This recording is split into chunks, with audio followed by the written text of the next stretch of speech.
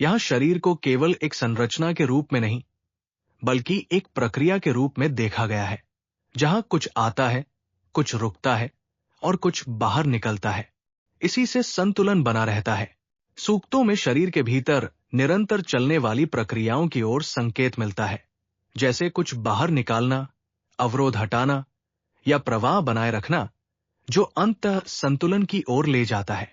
शुद्धि को एक क्रिया के बजाय एक सतत प्रक्रिया के रूप में दर्शाया गया है, जहां अनावश्यक बाहर निकलता है और आवश्यक भीतर स्थिर होता है। ये उपचार से अलग नहीं, बल्कि उसके साथ जुड़ा हुआ है।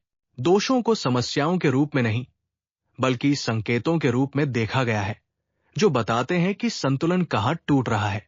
ऐसा लगता है कि शरीर के भीतर एक ऐसी व्यवस्था है जो स्वयं संतुलन बनाने की कोशिश करती है, और यदि उसे सहारा मिले तो वो स्वयं ठीक हो सकती है। ये संभव है कि हम शरीर को एक जीवित प्रक्रिया के रूप में समझें, और यदि उसे समय और स्थान दिया जाए तो बहुत सी चीजें अपने आप ठीक हो सकती है।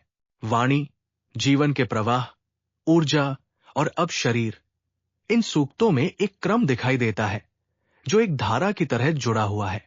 आगे के सूक्तों में जीवन के अन्य पहलुओं की ओर संकेत मिलता है, जहां विभिन्न शक्तियां मिलकर संतुलन बनाए रखने का कार्य करती है।